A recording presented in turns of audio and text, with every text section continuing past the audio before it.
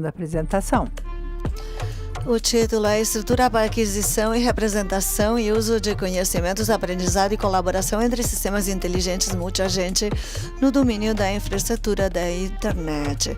Para isso, temos a Luiz Julião Braga, que ele é pesquisador na área de ciências da computação, focado em agentes autônomos, inteligência artificial aplicada à infraestrutura da internet. Tem um doutorado em engenharia eletrônica e computação e é membro de várias sociedades científicas como a Internet Society, SBPC, ACM, IEE e dentre outras. Uma salva de palmas para Luiz Julião Braga.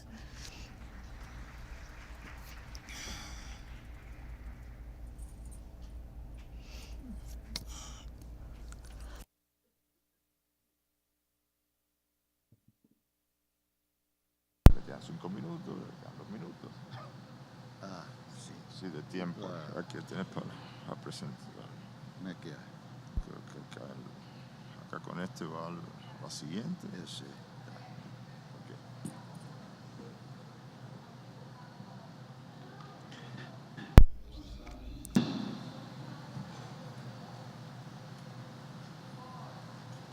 Eu vou apresentar, na realidade, um projeto de pesquisa que tem mais ou menos 10 anos que nós estamos trabalhando nele. E, mais recentemente, ele está ficando um pouco mais elaborado do que a gente imaginava. E, por enquanto, essas 3 pessoas envolvidas aí, que é a professora Itana da UFABC e o Percival Henriques da Unicap, lá de Pernambuco, a Universidade Católica de Pernambuco. Esse projeto, na realidade, é uma arquitetura de agentes para trabalhar em um domínio restrito. A proposta é a arquitetura e o ambiente necessário para que essa arquitetura de agentes possa funcionar adequadamente dentro de um domínio restrito. Então, vou começar só para a gente se entender melhor na definição sobre agentes. Vou usar essa definição clássica aí do Russell Novick, desse livro aí, que na realidade é uma definição de 1995. Quer dizer, ela é bem antiga, mas a gente está se falando há muitos anos.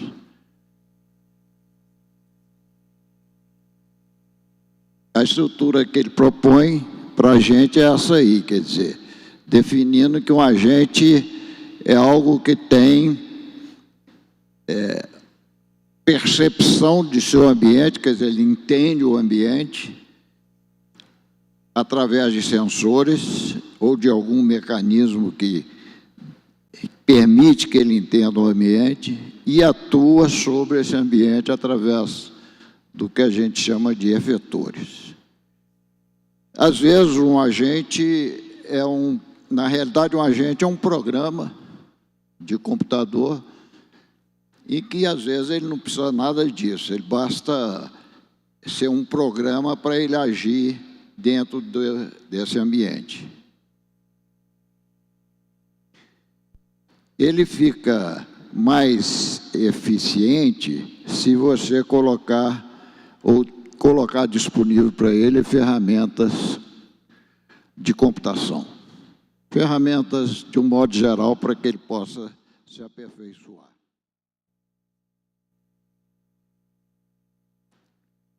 E, hoje em dia, as ferramentas de inteligência artificial, que tem um conjunto delas disponível aí para resolver algoritmos sofisticados, inclusive. Principalmente essas LLMs ou MLLMs, que são essas bases multimodais disponíveis aí no mercado através dessas ferramentas de AI, tipo ChatGPT e outros. Agora, o mais importante nessa história toda é o que a gente chama de ontologia, que é uma base de dados especial, cujo objetivo é colocar conhecimento disponível para os agentes, quer dizer, acessíveis aos agentes. Conhecimento ou pensamento que nós humanos temos e transformar esse pensamento de forma que os agentes possam usar. Essas ontologias, que o Álvaro até falou nela há pouco, ela trabalha com um tipo de lógica matemática chamada de lógica de descrições, que é um subconjunto da lógica de primeira ordem. Ela tem algumas características interessantes, essa lógica de descrições, e uma delas é de que ela é decidível, quer dizer, se eu faço uma representação na lógica de descrições, eu consigo dizer que aquela representação é verdadeira ou é falsa.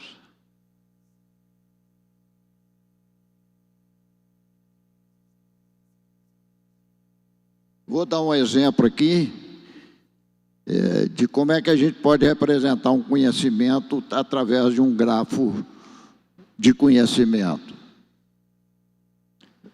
Suponha isso aí, o XBR é administrado pelo NIC-BR. O NIC-BR é uma instituição operacional do CGI-BR. O Galvão, que me autorizou a colocar o nome dele, é uma pessoa. O Galvão trabalha no XBR. Então, como é que eu represento esse conhecimento através de grafo de conhecimento? Ou knowledge graph, como o Álvaro falou também há pouco. Dessa forma aí, quer dizer, o XBR é administrado pelo NIC-BR, estou fazendo essa representação, e é o braço operacional do CGI-BR. Galvão trabalha no XBR. Galvão é uma pessoa.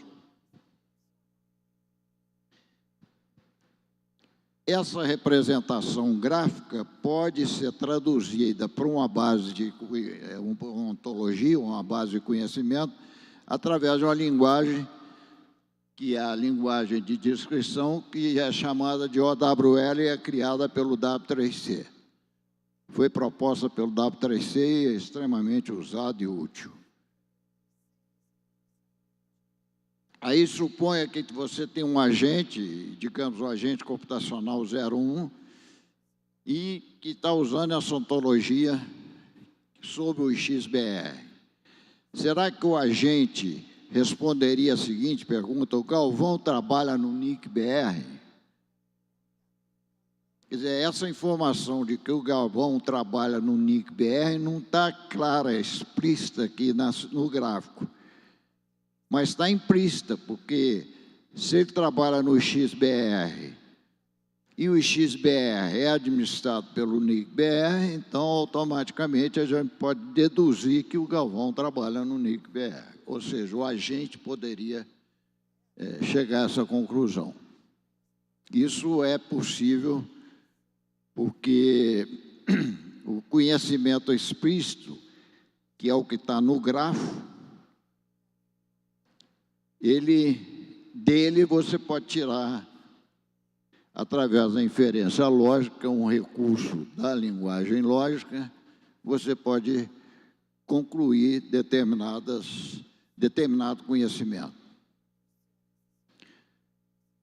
Então, a gente pode começar a pensar nos tipos de agentes que a gente tem. Quer dizer, o primeiro agente, que é o agente computacional, ele é extremamente simples e segue a definição do Russell Novick no início. Ele pode ser um pouco mais elaborado se ele usar as ferramentas computacionais, usar bases de dados e usar a base de conhecimento, quer dizer, a ontologia. Aí a gente diz que esse agente é autônomo e que essa autonomia está muito ligada à capacidade ou à necessidade do ser humano intervir no agente. Quer dizer, ele é mais autônomo à medida que tem menos atividade do ser humano sobre ele. É o que a gente fala de agente, entre aspas, inteligente. Quer dizer, ele parece ser um ser inteligente. E mais recentemente, nós temos os agentes de IA, que, adicionalmente a esses recursos do agente autônomo, tem as LLMs e tem as ferramentas de IA disponíveis para ele.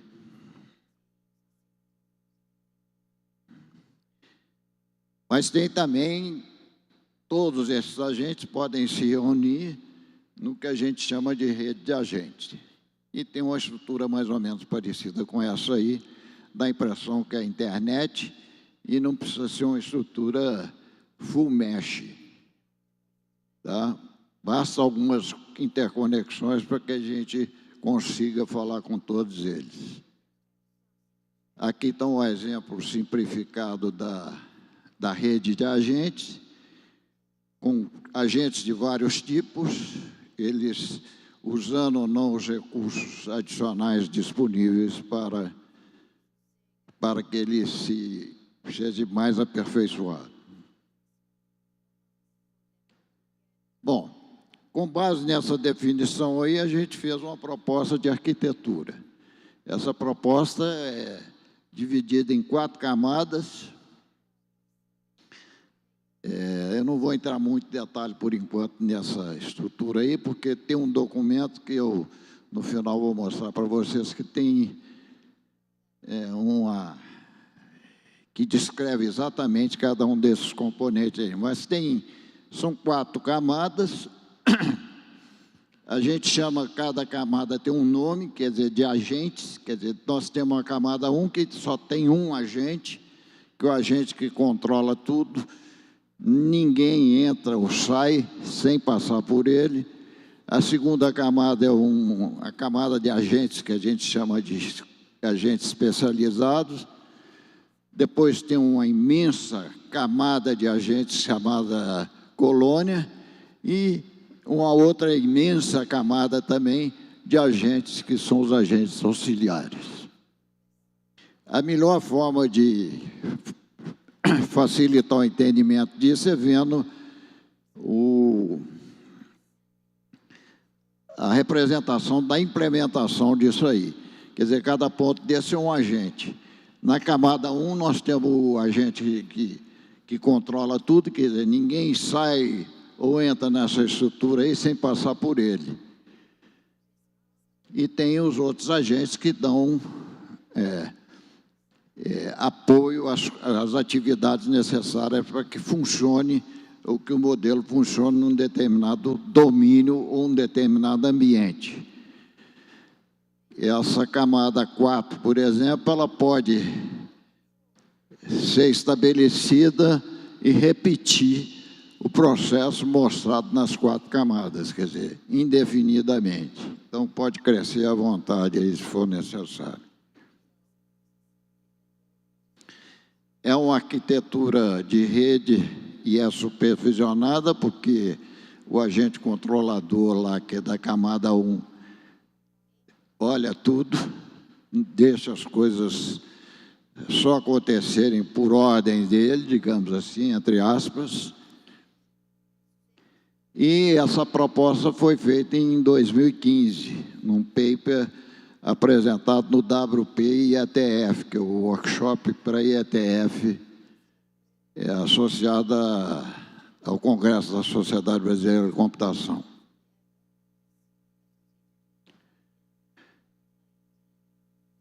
Nós fizemos um exercício para ver se essa estrutura funcionava bem em cima do IRR, que é aquela estrutura, não sei se todos conhecem, mas no qual a gente estabelece como é que funciona, quais são os objetos que estão dentro de um sistema autônomo e registra esses objetos em algum servidor, e esse servidor é distribuído e essa informação é passada para toda a internet, e você tem ferramentas para acessar, principalmente um servidor importante, que é onde concentra quase tudo, que é o RADB. O IRR é um negócio interessante, é uma estrutura muito bem bolada, mas que tem algumas dificuldades, porque os administradores dos sistemas autônomos nem sempre atualizam os objetos que ele inicialmente coloca no IRR. Então, por causa disso, da falha do ser humano, o IRR ficou um pouco mal visto. Aí a aplicação que nós fizemos foi usar a nossa arquitetura de agentes para cuidar do IRR. Quer dizer, não há intervenção humana, os agentes criam os objetos, atualizam os objetos e mantêm sempre atualizados esses objetos, aí através de acesso aos diversos componentes do sistema autônomo, que eu já vou mostrar já. Esse estudo de caso provou que a arquitetura é funcional, então animou dar continuidade ao projeto. A ideia supõe essa infraestrutura da internet, quer dizer, ela é formada de sistemas autônomos. Então,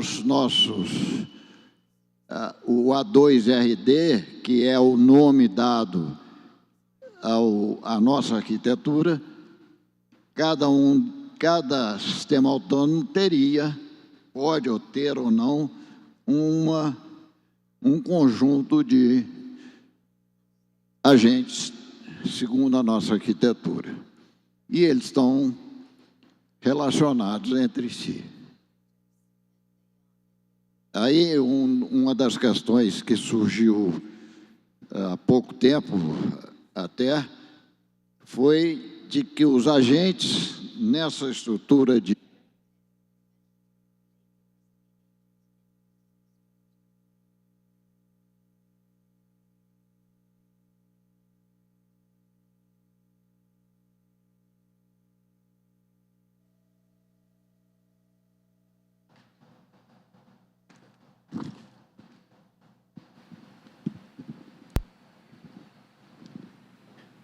Os agentes, então, nessa estrutura que a gente está imaginando, que eles precisam se entender e se relacionar e colaborar entre eles. Quer dizer, em cada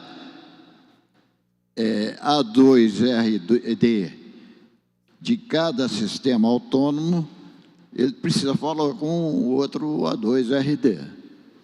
Então, nós criamos uma proposta e testamos um sistema baseado em blockchain, no qual os agentes, ou seja, a arquitetura, o A2RD, como a gente chama, que está presente em cada um dos sistemas autônomos, não necessariamente em todos, naqueles que instalarem, que implementarem, e vão falar entre si, vão se entender através de uma estrutura de blockchain. E, sempre que necessário, vão se relacionar até com o ser humano através dessa estrutura. Essa estrutura é construída através de blocos. Esses blocos têm essa arquitetura aí.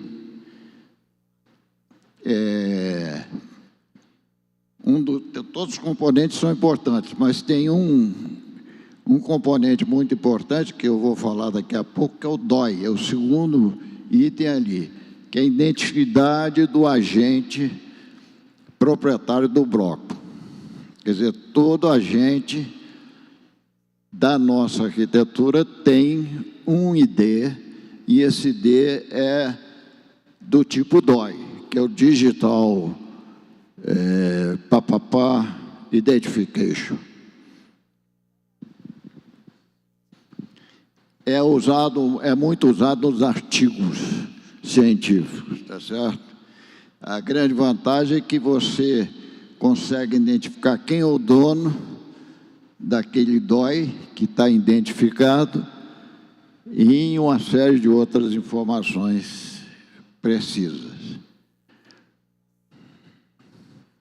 Aqui está um exemplo, eu não vou entrar em detalhes.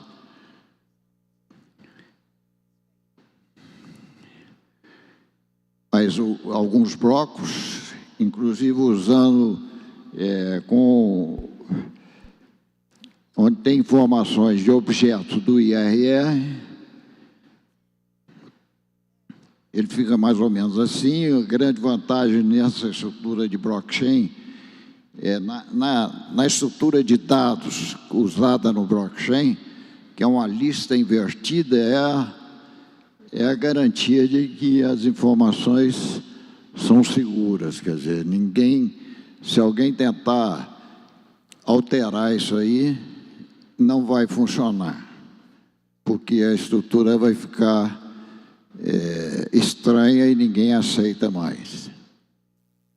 Bom, com isso tudo aí, a gente precisa de um ambiente no qual esses agentes possam trabalhar.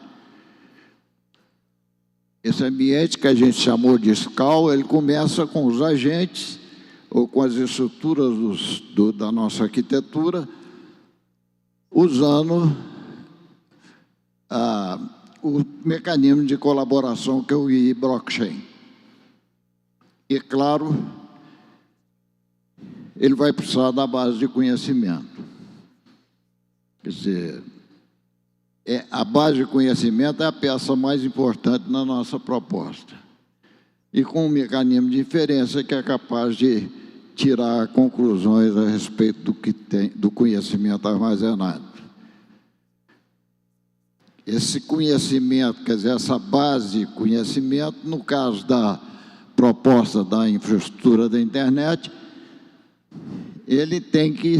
ela tem que ser construída com base nas informações que a gente vai encontrar em bases não estruturadas, como, por exemplo, o repositório do RFC, de todo o IATF, as mensagens dos grupos de trabalho do IATF, do IRTF, e assim por diante. Manuais de roteadores, de equipamentos e tudo mais. A questão é de que maneira que a gente vai capturar esses dados e colocar como conhecimento na ontologia. Aí tem um processo que a gente identifica aí, que a gente começa a criar um corpus. Por exemplo, vamos supor que você queira capturar os acrônimos das RFCs. Então, você tem que pegar as RFCs e trabalhar de tal maneira que você cria uma base temporária ou intermediária, na qual você começa a tirar os acrônimos como eles aparecem nas RFCs ou nos drafts do IATF. E assim a gente começa a trabalhar nisso, de tal maneira que acaba como resultado a base de conhecimento. Tem um conjunto que eu não vou entrar em detalhe, mas tem no documento que eu vou passar para vocês, cada uma dessas partes aí.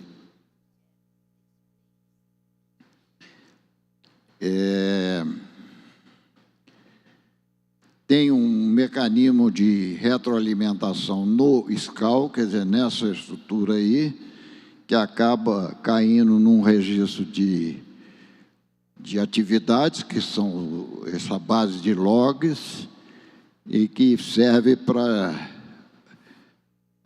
dar segurança nas atividades que estão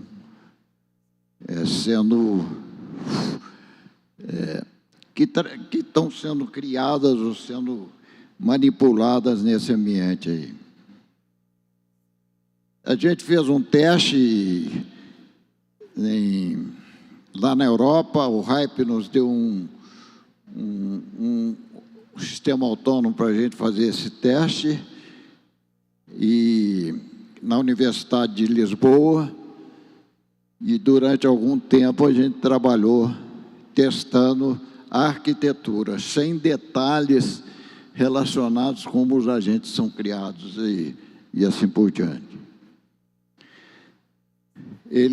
Nós criamos 3 ambientes, usando o Raspberry Pi,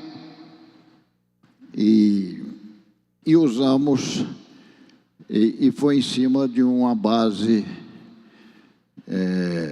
IRR, para ver como é que o teste acontecia e tudo mais.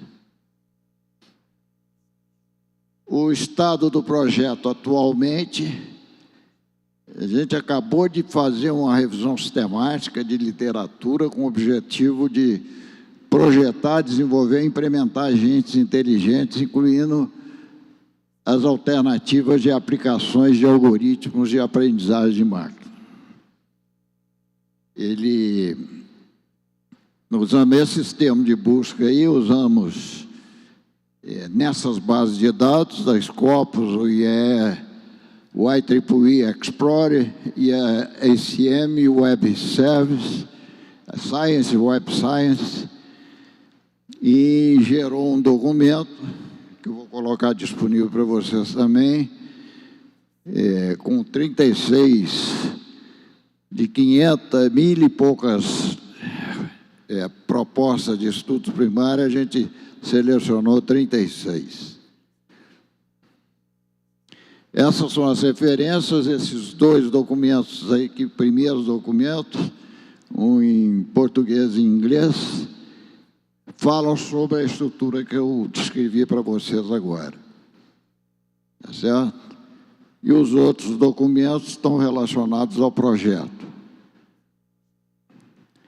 E a parte relacionada com a identificação de algoritmos, nós fizemos também, esse último aí, fizemos um documento também para mostrar qual a proposta.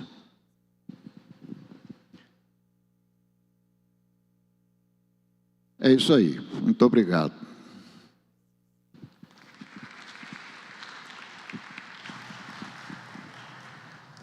Muchas gracias ao professor. Muito obrigado, professor. Uma salva de palmas para o professor Luiz Julião Braga. Se houver uma pergunta, poderão fazê-la posteriormente na sala. E vamos muito rapidamente para